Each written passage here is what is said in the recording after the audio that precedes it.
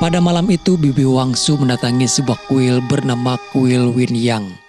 Kedatangannya bermaksud ingin meminta bantuan kepada Guru Sanseng atas kematian anak balitanya bernama An An yang meninggal secara tiba-tiba. Kuil Wan Ying dikenal sebagai kuil penyembah kepada Sang Dewi melalui perantara Guru Sanseng. Di sana Wangsu bertemu dengan salah satu murid dari sang guru. Sebelum Wangsu meminta bantuan kepada Sang Dewi, orang itu memberitahukan apa-apa saja persyaratan yang harus dilakukan oleh Wangsu jika ingin permintaannya dikabulkan. Harus ada perjanjian timbal balik antara Wangsu dengan Sang Dewi. Dengan kata lain, Wangsu harus membayar apa yang sudah dia pinta. Wangsu yang sudah tidak punya harapan apa-apa lagi, selain dia hanya ingin anaknya kembali, dia nekat mau melakukan apa saja asalkan permintaannya dikabulkan. Wangsu memberikan semua uangnya kepada orang itu. Namun orang itu hanya mengambil secercah kertas yang dimana kertas itu adalah surat tanggal lahir atau semacam surat akte lahir. Dia pun lalu membawa Wangsu untuk bertemu dengan Guru Sanseng. Dengan surat akte lahir itu, ritual memanggil Sang Dewi pun dilakukan. Wangsu diberikan sebuah mangkuk berisi darah untuk dia meminumnya. Selama Wangsu mengikuti aturan dari Sang Dewi, kesulitan apapun Wangsu akan selalu bisa mengatasinya. Namun setelah dia selesai meminumnya, tiba-tiba tubuh Wangsu mulai bereaksi. Seperti ada energi gaib yang merasuki tubuh Wangsu. Dia lalu berkata kepada Guru Sanseng, tolong sampaikan salam terima kasihnya kepada Sang Dewi karena sudah memperingan kesulitannya. Lalu cerita beralih kepada keluarga Fong. Pada hari itu dikabarkan dari sebuah radio bahwa pada hari ini adalah hari pertama bulan hantu. Bulannya para hantu yang bebas berkeliaran. Di bulan hantu ini biasanya para warga mengadakan upacara keagamaan untuk membentengi diri dari gangguan para roh gentayangan. Dalam film ini kita akan berfokus menceritakan kepada anak remaja yang bernama Adai. Adai lahir dari kedua orang tuanya yang adalah seorang master atau semacam tabib khusus pengobatan jiwa. Ada yang unik dalam tubuh Adai di mana lengan kirinya adalah lengan hantu terkutuk. Lengan itu mempunyai kekuatan supranatural. Salah satunya bisa melawan roh jahat jika dibutuhkan. Konon cerita dari ibunya, lengan itu pemberian dari Dewi Perlindungan. Tapi Adai sangat dilarang oleh kedua orang tuanya untuk menggunakan kekuatan tersebut. Tepat di hari itu juga adalah hari perayaan Valentine. Adai seperti anak remaja pada umumnya. Diam-diam dia ternyata sedang PDKT dengan seorang wanita bernama Yufang. Adai berharap hari ini dia bisa mengungkapkan perasaannya kepada Yufang. Walaupun sebenarnya Adai kurang berani untuk mengungkapkan perasaannya itu. Sebelum melakukan aktivitas seperti biasa, ayahnya selalu meminta Adai untuk berdoa kepada Dewi Perlindungan. Agar Dewi Perlindungan selalu melindungi Adai dimanapun dia berada. Lalu bertemulah dia dengan Yufang di jalan, karena memang sudah biasa mereka berangkat bersama. Adai merasa inilah waktu yang tepat bagi dia untuk mengungkapkan perasaannya. Sudah sangat yakin dia akan berbicara, namun tiba-tiba datang seorang teman lainnya yaitu Asio. Dengan napas panjang, terpaksa Adai pun harus menahan rasa itu. Ternyata diketahui kalau Bibi Wangsu, wanita yang di awal film itu, adalah bibinya Yufang guys. Bibi Wangsu dinyatakan hilang dari bulan hantu tahun kemarin. Hingga sampai saat ini masih belum ditemukan dan tidak pernah ada kabar sama sekali. Yufang sangat khawatir dengan keadaan Bibi Wangsu. Dia yakin kalau bibinya masih hidup. Yufang merasa sangat kehilangan karena hanya Bibi Wangsu lah satu-satunya keluarga yang ia miliki sekarang. Kebetulan hari ini adalah hari pertama bulan hantu. Adai mencoba memberi saran bagaimana kalau nanti malam mereka mengikuti upacara di kuil Wan Ying. Karena sepengetahuan Adai, siapapun yang berdoa meminta bantuan di kuil Wan Ying, kebanyakan doa-doanya terkabul. Ide yang boleh Yufang coba. Yufang lalu berbicara dengan Ayung, suami dari Bibi Wangsu. Dia menceritakan kalau mereka merencanakan akan mengadakan upacara di kuil Wan Ying, berharap Ayung mau ikut bersama mereka. Tapi sepertinya Ayung mulai hilang harapan. Karena tidak sekali dua kali, dia juga pernah melakukan upacara di sana, namun tidak pernah ada hasil. Walaupun Ayung tidak akan ikut, Yupang bersama teman-teman lainnya tetap akan melakukan upacara di sana. Yupang juga berjanji akan membawa Bibi Wangsu kembali. Tidak hanya mereka bertiga, 3 teman lainnya yaitu Koju, Ahyuan, dan Aceng juga akan ikut dalam upacara nanti malam. Dan diketahui juga kalau ternyata Ahyuan adalah seorang cenayang yang tahu soal tata cara melakukan ritual upacara pemanggilan Sang Dewi. Sampai pada saat itu mereka masih mengira kalau kuil Wan Ying adalah kuil yang lurus. Mereka juga tidak tahu kalau Bibi Wangsu hilang setelah dia meminta pertolongan di kuil Wan Ying. Pada malam hari, beberapa pengikut di kuil Wan Yi sudah mulai melakukan upacara tersebut. Sementara di rumah, Adai diam-diam mengambil patung Dewi Perlindungan tanpa sepengetahuan ayahnya. Dia akan melakukan upacara dan meminta kepada Dewi Perlindungan di kuil Wan Ying. Di tengah perjalanan, Adai merasa ada yang aneh. Dia mendengar seperti ada suara gemuruh orang-orang yang sedang membacakan doa. Namun di sini yang mendengar itu hanya Adai sendiri, sementara Hasio tidak mendengar ada suara apapun. Hasio melanjutkan perjalanan. Sedangkan tak jauh dari sana, Adai melihat ada beberapa orang yang sedang melakukan upacara keagamaan. Disinilah mereka berdua pun terpisahkan. Adai mengikuti kemana gerombolan orang-orang itu pergi. Di sana dia melihat ada seorang wanita seperti sedang dijampi-jampi oleh guru Sanseng. Tapi Adai merasa mengenali wanita itu. Dia seperti Bibi Wangsu, bibinya Yupang yang hilang. Sementara di lain tempat, mereka sudah lama menunggu kedatangan Adai. Namun ternyata Hasio hanya datang seorang diri. Hasio memberitahukan kepada Yupang kalau dia terpisahkan dengan Adai di jalan. Dia meminta untuk Yupang membatalkan saja upacaranya karena percuma tidak ada Adai bersama patung Dewi Perlindungan. Perbincangan mereka terdengar oleh Ahyuan. Ahyuan lalu berkata tidak perlu meminta bantuan kepada Dewi Perlindungan karena ada dewi lainnya yang akan membantu mereka. Dan anehnya Ahyuan bisa mendapatkan patung Dewi Perlindungan itu padahal patung tersebut dibawa oleh Adai. Karena Adai sudah tidak bisa diharapkan, Yupang memilih percaya apa yang dikatakan oleh Ahyuan. Dan mereka, Yupang, Koju, dan Aseng mengikuti upacara yang dilakukan oleh Ahyuan. Terkecuali Hasio yang tidak mengikuti upacara tersebut.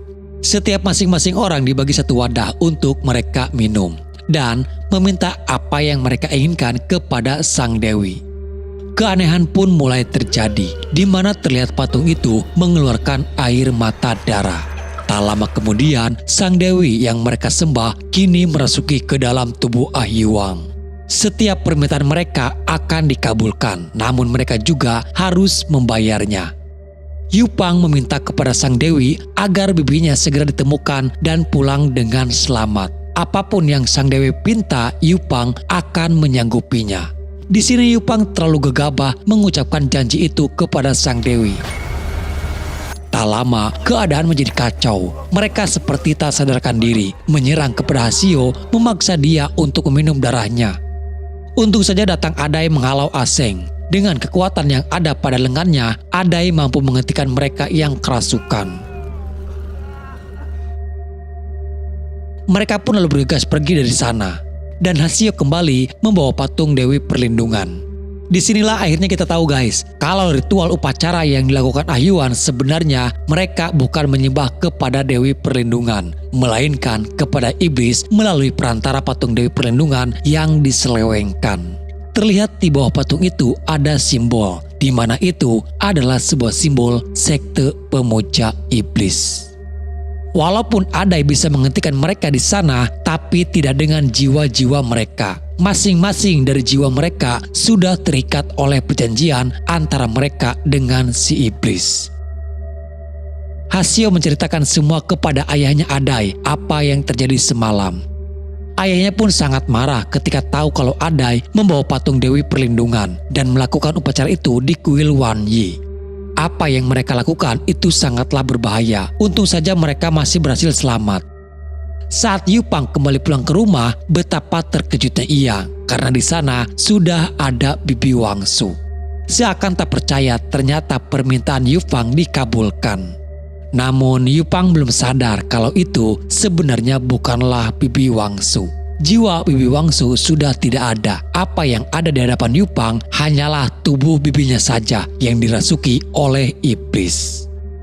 Sementara itu, kutukan satu persatu mulai terjadi, terutama kepada mereka yang pada malam itu terikat perjanjian dengan si iblis. Dimulai keanehan terjadi kepada Kozu yang tiba-tiba kejang-kejang tak sadarkan diri hingga akhirnya dia pun wafat dengan cara yang aneh. Lalu disusul Ahyuan, dia pun sama mendapatkan teror dari bayang-bayang yang terus menghantui dirinya. Ahyuan sempat meminta ampun dan ingin terlepas dari semua ini. Namun semuanya sudah terlambat. Dia yang sudah dikuasai si iblis memasukkan tubuhnya sendiri ke dalam sebuah loker yang sempit. Terakhir teror itu juga terjadi kepada Aseng. Namun Aseng sempat tersadar dan menuduh kalau kejahatan ini justru dilakukan oleh Ayung, suami dari Bibi Wangsu. Karena ternyata sebelum upacara pada malam itu, Ayung sempat meminta kepada Aseng untuk membakar surat tanggal lahir mereka masing-masing pada saat upacaranya berlangsung. Aseng menduga memang Ayung sengaja menjebak dan menubalkan mereka sebagai bayaran agar Bibi Wangsu kembali. Namun justru tak diduga tiba-tiba Aseng sudah tak bisa lagi mengendalikan dirinya. Hingga akhirnya dia pun wafat dengan cara yang mengenaskan. Kini keadaannya sudah mulai tak terkendali lagi. Memaksa ibunya Adai yang juga adalah seorang master harus turun tangan ikut membantu. Selama ini ibunya Adai selalu berada di luar kota demi untuk menjalankan sebuah misi dari Sang Dewi Perlindungan. Disinilah semuanya terungkap kalau kuil Wan Ying yang dulunya adalah kuil suci, kini kuil itu sudah berubah menjadi kuil yang menyimpang. Kuil tersebut dijaga oleh kelompok Roda Dharma. Bahkan ayah dan ibunya Adai juga membantu dalam pembangunan kuil tersebut. Namun mereka tak menyangka kalau kuil itu justru kini digunakan oleh sekte pemuja iblis. Semua akibat dari jemaatnya sendiri yang terlalu berlebihan dalam berdoa. Mereka berani berjanji akan melakukan apa saja asalkan doa mereka terkabulkan. Padahal Sang Dewi tidak meminta itu dan tidak butuh pengorbanan mereka dalam mengabulkan setiap doa-doa para penyembahnya. Karena sejatinya Sang Dewi adalah sebagai Tuhan. Namun justru janji-janji orang itu terdengar oleh si iblis. Hingga akhirnya si iblis memanfaatkan dan memanipulasi doa-doa mereka. Mereka mengira kalau selama ini menyembah kepada Sang Dewi, tapi pada kenyataannya mereka justru menyembah kepada iblis. Semakin banyak orang yang menyembah iblis, maka iblis itu akan semakin kuat. Tujuan si iblis hanya satu, yaitu mencari tubuh manusia yang cocok untuk dia bisa miliki seutuhnya. Dan jika sampai si iblis berhasil menemukan tubuh manusia yang cocok untuk dia kuasai, maka sudah tidak akan ada lagi yang bisa menghentikan dirinya. Ibunya Adai juga memberitahukan kepada Yufang kalau jiwa Bibi Wangsu sebenarnya sudah tidak ada. Tubuhnya sekarang bisa hidup karena dia dirasuki oleh si iblis. Di rumah, si iblis sudah mulai menunjukkan jati dirinya kepada Ayung. Ayung benar-benar tak menduga kalau Wangsu berubah menjadi seperti itu. Di lain sisi, ibunya bersama yang lainnya pun mencoba membantu dari jarak jauh untuk mengambil kembali jiwa Bibi Wangsu. Tapi semuanya sudah terlambat.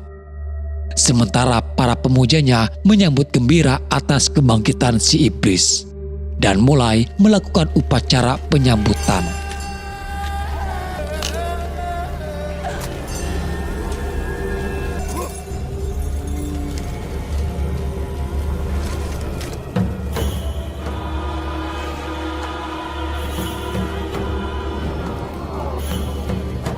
Adai, Yupang, dan juga Hasio nekat datang ke upacara tersebut, berharap mereka masih bisa menyelamatkan Bibi Wangsu.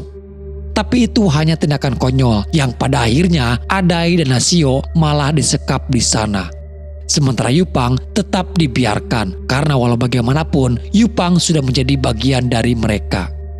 Ternyata si iblis sudah menemukan tubuh baru yang cocok untuk dia tempati. Tak lain dan tak bukan adalah tubuhnya Yupang. Si iblis pun mulai mengambil alih tubuh Yupang dan meninggalkan tubuh Bibi Wangsu. Setelah perpindahan tubuh itu, nampak mulai terlihat kekuatan dari si iblis ketika dia menemukan tubuh yang cocok. Semua pemujanya menjadi santapan si iblis pada saat itu. Adai berusaha untuk melepaskan semua tali yang mengikat tubuhnya, dan lalu melawan si iblis dengan kekuatan yang ada pada lengannya. Disinilah terjadi pertarungan hebat antara Adai dengan si iblis. Sementara ibu dan ayahnya pun datang. Mereka juga mencoba untuk membantu Adai dengan meminta bantuan kepada Dewi Perlindungan. Namun saat ibunya akan menikam si iblis, Adai malah menghalangi. Adai tahu kalau pedang itu ditancapkan, itu juga akan menewaskan Liu Pang. Adai akan memilih dengan jalan takdirnya untuk menyelamatkan Liu Pang. Dia memeluk erat tubuh Liu Pang dengan lengannya. Dengan kekuatan yang ada pada lengannya, itu juga akan membakar iblis yang ada pada tubuh Liu Pang. Walaupun Adai dan Liu Pang harus sama-sama terbakar di tengah kobaran api yang mulai membesar. Dan pada akhirnya, si iblis pun mulai menyerah dan perlahan melepaskan tubuh Liu Pang.